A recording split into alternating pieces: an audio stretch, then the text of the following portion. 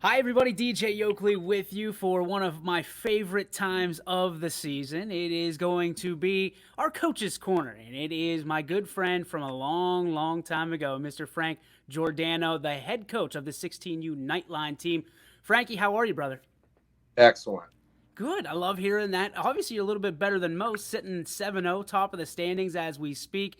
But the first thing we want to talk about is baseball being back. How important is that to you? And what are your thoughts so far on the season here at Scene? Um, it's been a great experience just for the simple fact of all the kids that lost the high school baseball. Yeah. Me having a senior at home and, having to deal with that. And he was kind of in the tank. And I have a good relationship with the guys on my team and, talking with them through the winter and everything. And then when the pandemic hit and how everything was going to happen and is it going to happen? And it's just feels great to be out there. The first time you took the field, what was it like? Was it like being 16 all over again with the Yeah, I youngsters? actually got an adrenaline rush. Even the first practice. Yeah, I mean, just to hit a fungo was fantastic. I love it. I love it. And the kids are buying in. I mean, it's obvious that you're 16, you guys are buying into the program. It's been a long time coming for you. You've kind of been waiting on this group of guys. It's a very competitive bunch, but they're fun to watch as well. Absolutely. Um, we've had we start in the fall, Mm-hmm. and we have guys that we're fortunate we don't have a lot of football players, so guys want to play through the fall, and we go to a pretty rigorous tournament schedule, and we always play up. We in the fall they're 14 and 15 years old, and we're playing against 16 and 17 years old, try to get them ready for the B League. Now, it's crazy to think that you don't have a whole bunch of football players. Is that by design, or is that just kind of something you lucked It's into? just how it's worked out the last couple of years. And I don't, you know, promote the kids to specialize in anything, but a lot of it is coming to that now. But I will say if they some play football, very few, but a lot of them play hoops. I love that. That hand-eye coordination's got to be on point if you're going to be throwing up those threes. Let's talk about what's in the clubhouse, what's in the cupboard. What do you got on the roster that people would be familiar with seeing at the 16U at Scene?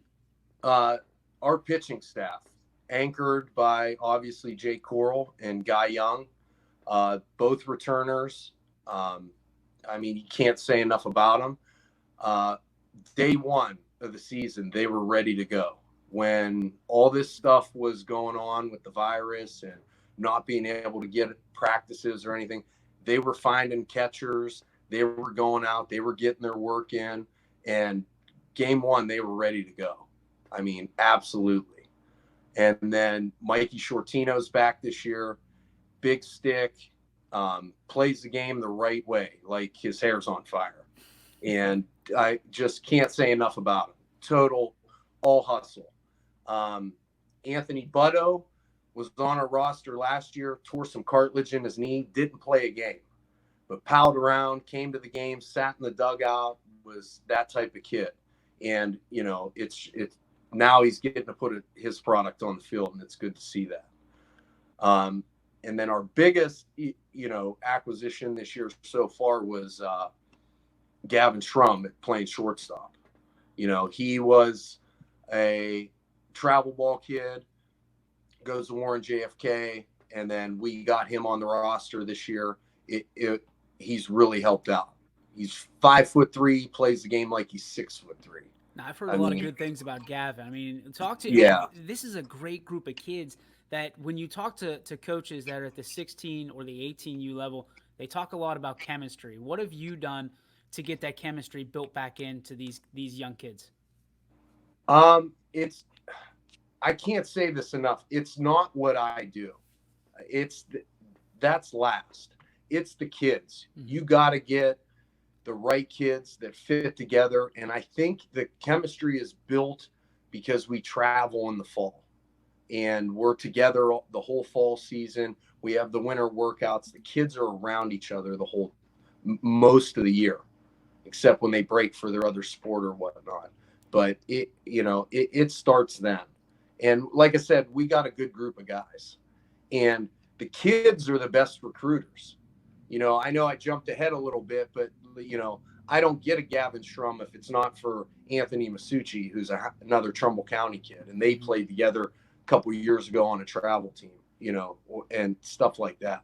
Your kids are the best recruiters.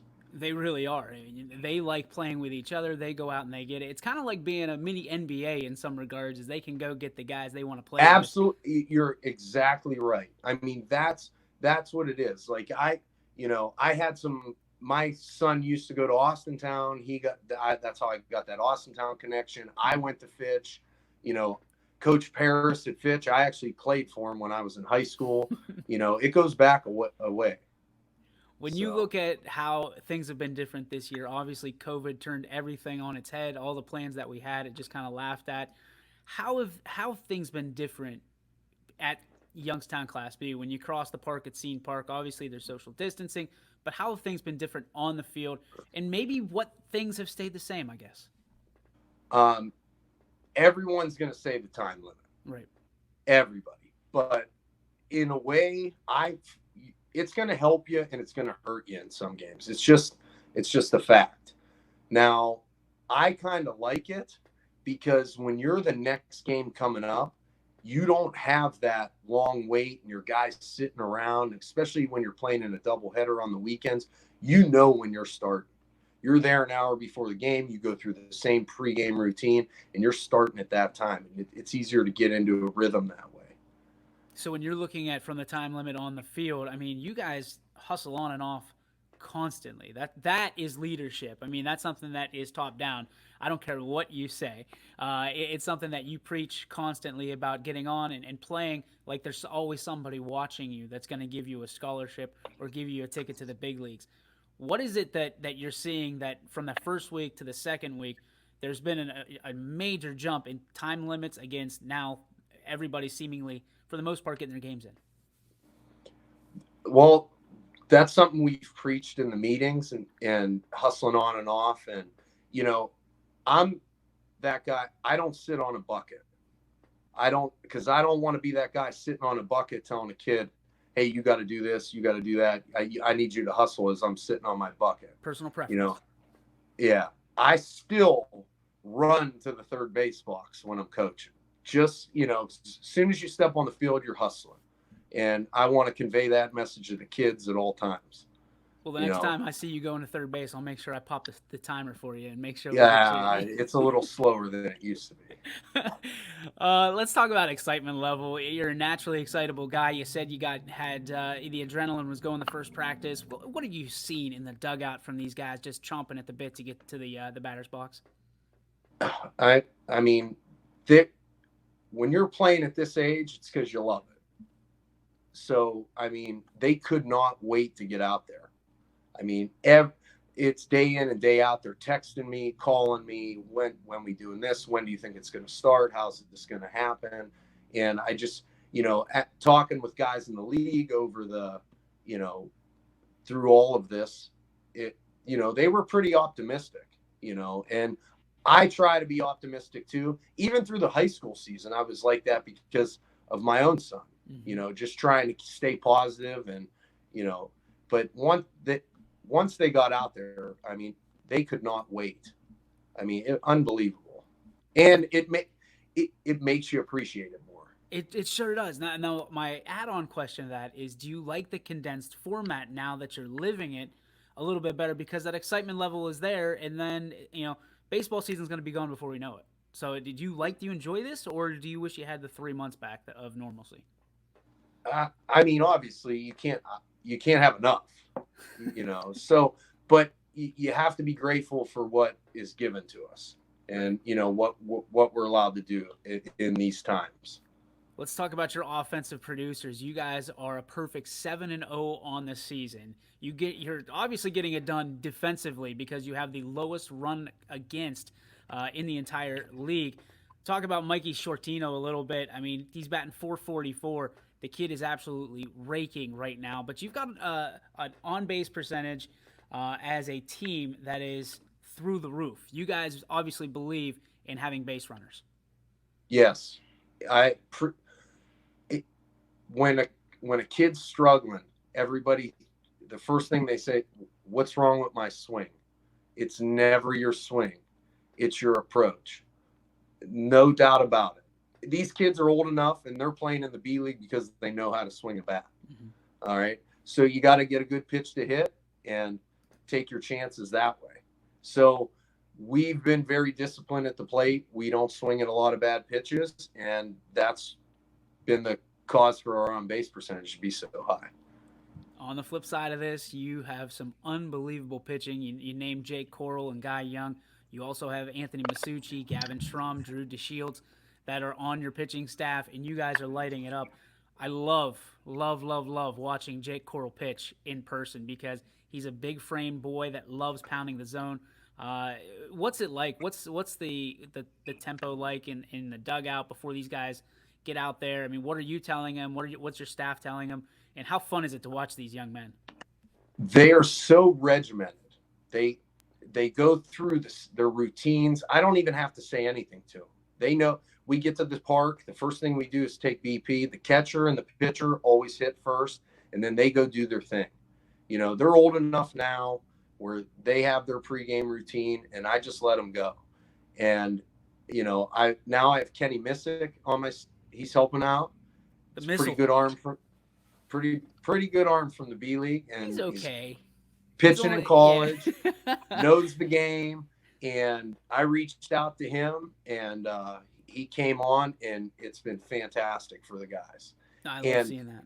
We see the list of pitchers on the stats. That's been the biggest, you know, issue I've had is because the games are spread out through the week. Is I'm not having to. There's more, and I haven't had to use them. Yep. So now we're going to start scheduling stuff to where you're going 3 innings, and then we're bringing this guy in because we got to start getting these guys ready for the end of the year. When you look at a statistic like Jake Coral has, when he's pitched 4 games and he's got 31 Ks, what do you do if you're an opposing coach? Put yourself in their shoes. What do you do when Jake Coral's on the bump? He's going to throw strikes, and don't miss the fastball, because once he gets ahead and he starts ahead, that's where it's an uphill battle. And more impressively is the walks. He has 2 walks in 20 innings. See, I thought that, I mean, I looked at that and I thought maybe there's a mistake. I didn't want to mention it. That's unbelievable. Last year, he threw the most innings of anyone on my staff. He had 6 walks in an entire season. Yeah. I mean, he's got 20 innings pitched and 2 walks and 31 Ks. Yeah. I mean, that is big league stuff. Mm-hmm. He's special. He is. He absolutely is. When you look at this group, 16U is a very kind of interesting age to be coaching baseball because a lot of these youngsters are really buying into it. This is what they want to do. They want to start maybe looking into going to college to play baseball. What are some of the challenges that you face at this level? And then when you're done with that, if you wouldn't mind throwing in some pros, because I know you love this age group. Not so much the challenges. I mean, I like it because I think they're still developing. Yeah.